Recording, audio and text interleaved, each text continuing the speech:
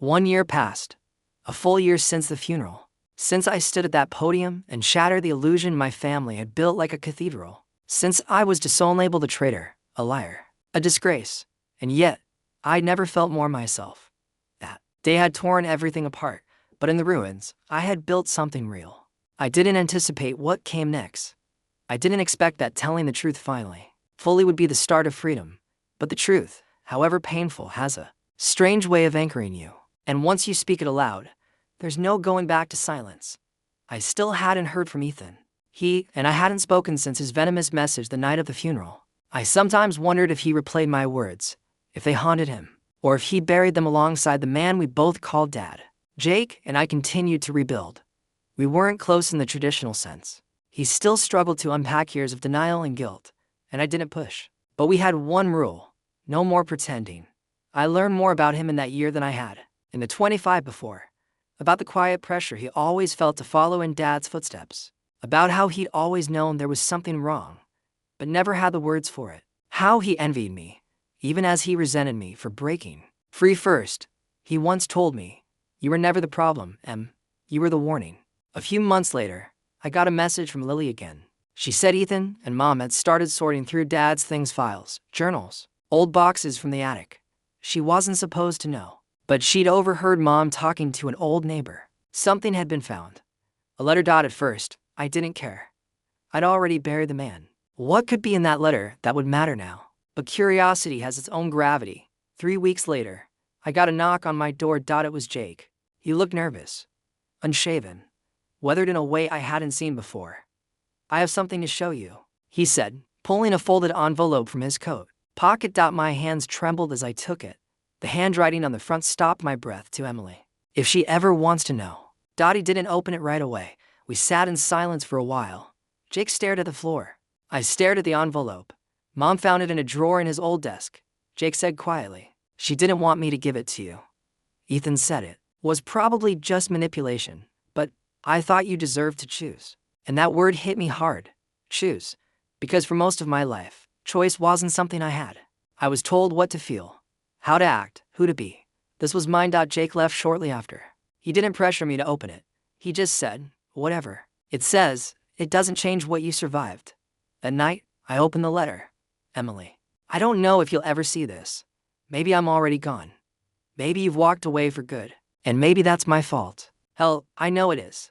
I never knew how to raise a daughter. That's not an excuse, it's just the truth. My father was cruel, not with his fist, but with silence. And I passed that down like a curse. You were strong, too strong for your own good, I thought. You questioned things I didn't want questioned. You challenged the world I'd built, and I punish you for it. I wish I could say I was sorry to your face, but I don't think I would have known how. Maybe someday you'll understand, or maybe you'll hate me forever. But I hope just once you'll remember something good about me, even if it's small. You were never weak, Emily. You were always the bravest one." Dottie sat there for hours, reading it over and over, crying, laughing bitterly, then crying again. I didn't forgive him, but I understood. And sometimes, that's the closest thing to peace. The letter didn't magically heal the past. It didn't erase the trauma, but it did crack open a part of me I hadn't touched in years, the part still aching for acknowledgement, for even the faintest trace of remorse. I didn't call my mother. I didn't send a reply to Ethan, who, as far as I knew, still believed I was the villain. But I did write back. Not to my father. To myself. A letter I sealed and put away in the same journal I'd carried since I was 9. "Dear Emily, you did the hardest thing anyone can do. You told the truth. You broke the cycle. You gave yourself permission to feel, to speak, to walk away. You survived. And more than that, you lived. I'm proud of you. Love." May kept telling my story. Not out of vengeance. Not to expose anyone. But because silence breeds shame.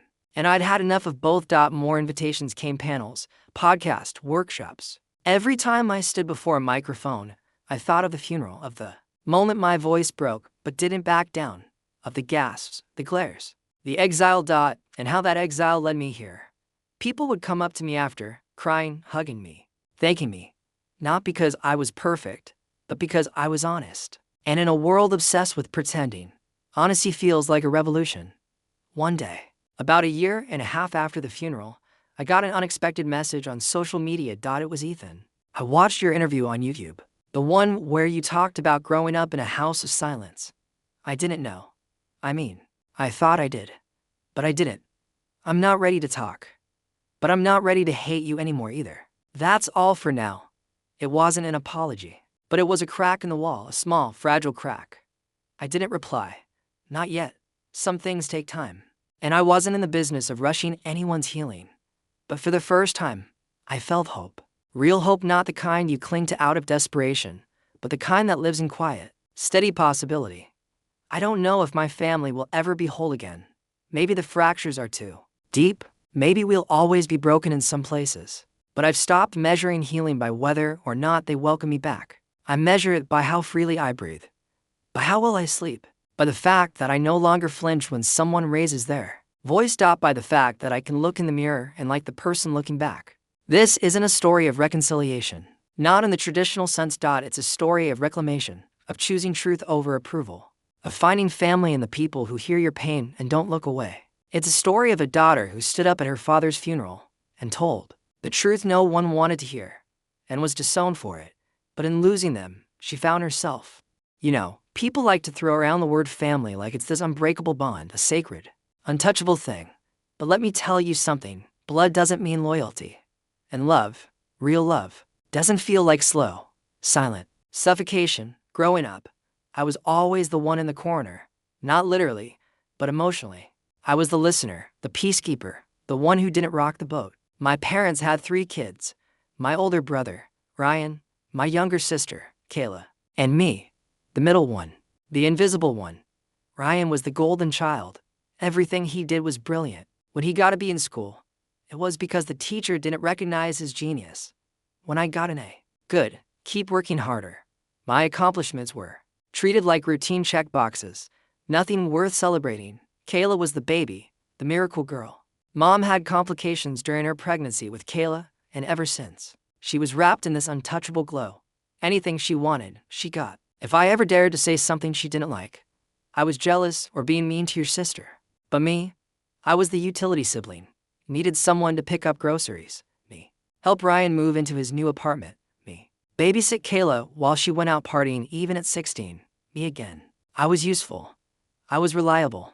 I was always overlooked. I remember my 16th birthday. I didn't expect much. I'd learned by then that expectations were a sure way to set yourself up for disappointment. But still, I thought maybe, just maybe, someone would care. That morning, my mom was rushing Kayla to cheerleading practice. Dad was yelling at the TV. Ryan didn't even say happy birthday. I ended up baking my own cake. That was the day I truly realized I was alone in that house. But I stayed. For years, I stayed. Because what else do you do when it's your family? The real breaking point didn't come all at once. It was death by 1,000 cuts. When I got into college, and not just any college, but a top-tier one with a scholarship, I was over the moon. I remember calling my parents, expecting, I don't know, pride, joy, anything resembling support. But all I got was, that's far from home. How are you going to manage that? And are you sure that's the right fit? Maybe stay closer and help around here. Ryan failed out of 2 colleges by then, and no one said a word. In fact, Dad still kept telling people how smart and talented Ryan was, just needs to find his path.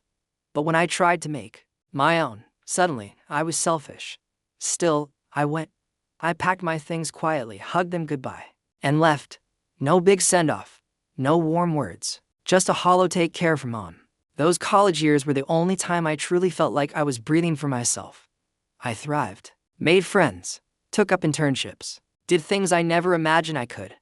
But every break, I was expected to come home, cook, clean, run errands, be at everyone's beck and call, because you don't have a family of your own yet, so help out here. Not once did they ask about my classes, my dreams, my heart.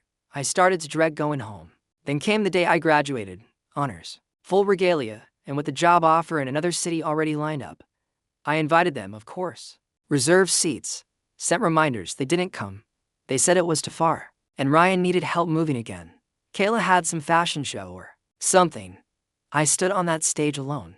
I looked out into the crowd and saw hundreds of proud parents cheering, clapping, crying, and mine weren't even watching the live stream. I didn't cry that day. I didn't give them that power. But something hardened inside me. Fast forward a year. I'd moved out, started my job, built a quiet, peaceful life. One with boundaries. One where I got to say no. And guess what? That scared them.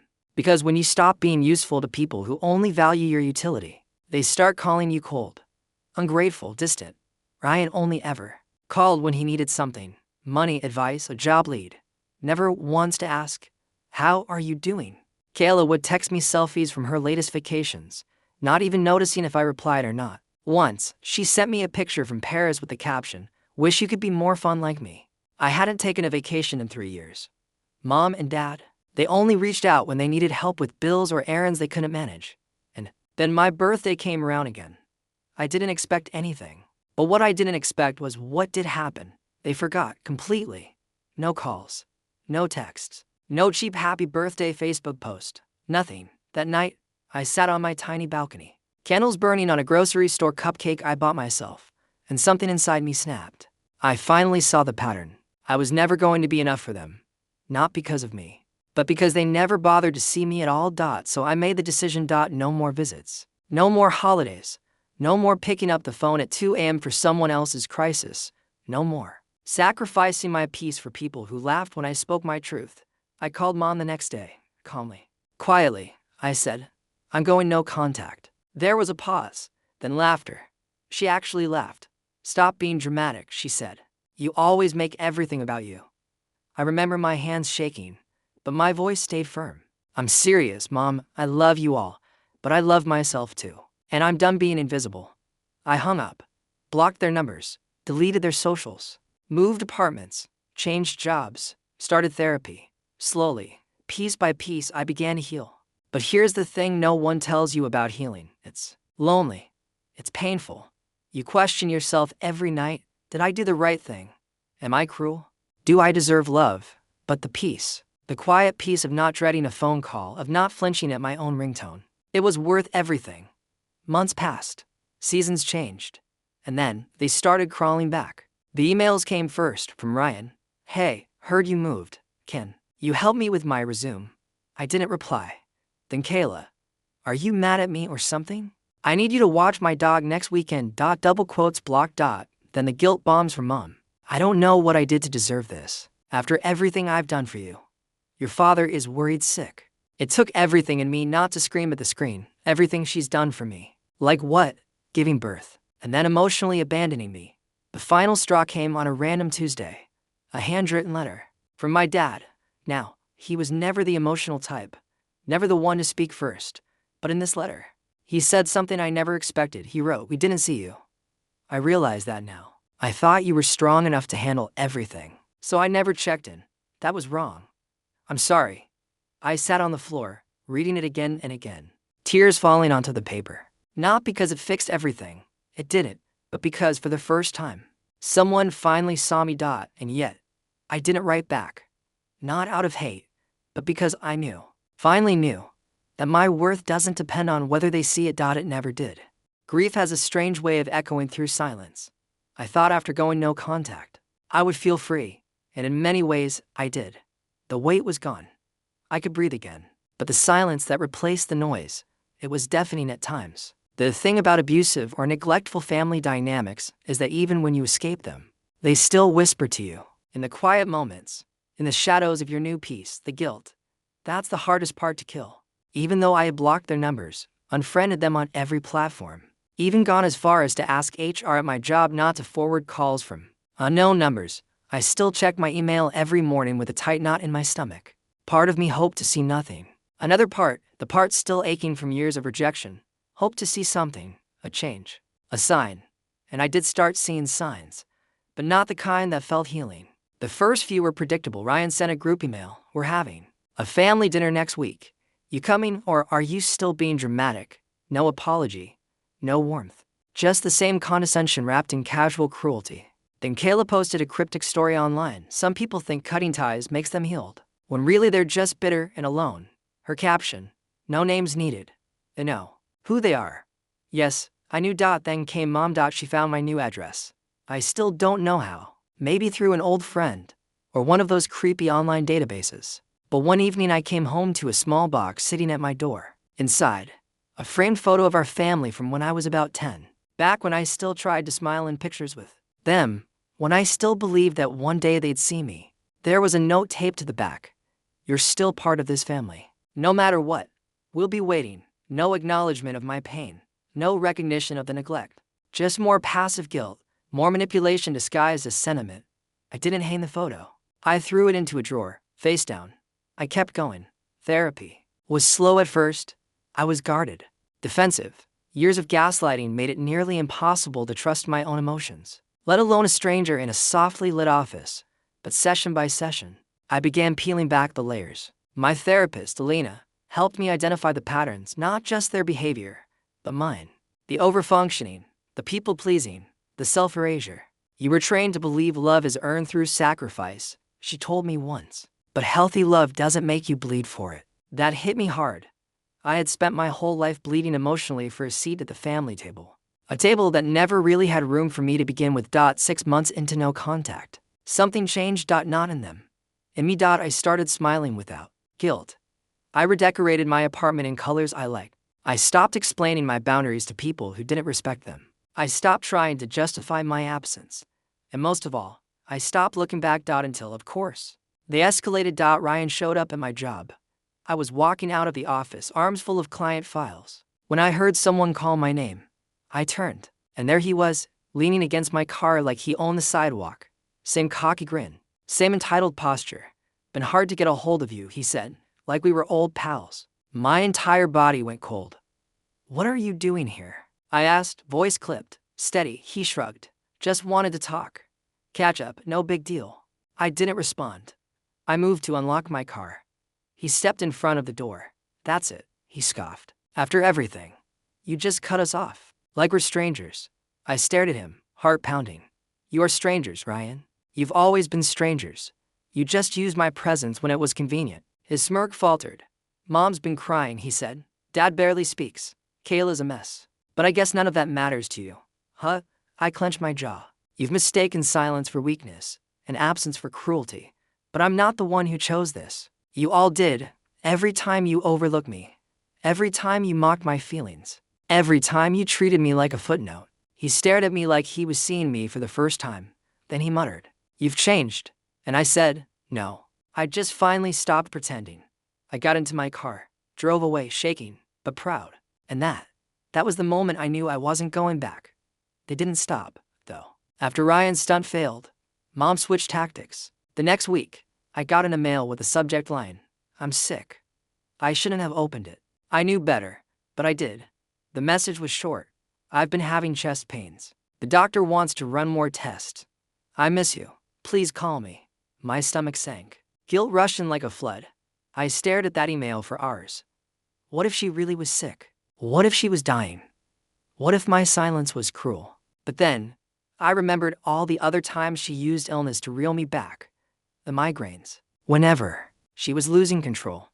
The "you'll give me a heart attack" speeches when I set boundaries. The manipulative drama masked as maternal concern. I didn't reply. I called Alina instead. I feel like a monster, I told her. What if she's telling the truth this time? She replied gently. And what if she is? Does that erase the years of neglect?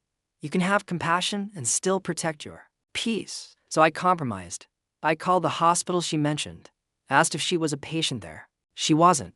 I never confronted her. I didn't need to. The lie spoke louder than any confrontation could. That was the last time I felt tempted to return. The next turning point came when Kayla got engaged. How did I find out? Through a friend who saw her post online. She had tagged everyone in the family, even our distant cousins. Everyone. Except me. Normally, that would have gutted me. But this time, I felt nothing. Just numb curiosity. Then came the inevitable follow up. An envelope in the mail, no return address. Just my name, scrawled in Kayla's familiar handwriting. I opened it. Inside, a wedding invitation. The note scribbled on the back said, "It would mean a lot if you came. We miss you. Let's put the past behind us." I laughed. I actually laughed. Out loud. Because they hadn't missed me. Not really. They missed the version of me who catered to them, who dimmed her light, who dropped everything at their command. And I was never going to be that version again. I didn't RSVP. I didn't send a gift. I didn't even acknowledge it. They wanted a performance. not reconciliation, and I wasn't in the business of performing anymore. It's funny how absence teaches people things presence never could. When I was around, constantly bending, sacrificing, pleasing, they never saw me, never heard me. But when I left, suddenly my silence was deafening. I became a mirror they couldn't look into, because it forced them to confront what they had done, what they had ignored, what they had lost. And that was the power they never expected me to find. It took me losing them to find myself. And the most bittersweet part, I don't even hate them. I just don't need them anymore. That's what they can't stand. Because now, they're on the outside, looking in. Begging. Regretting. And I'm finally free.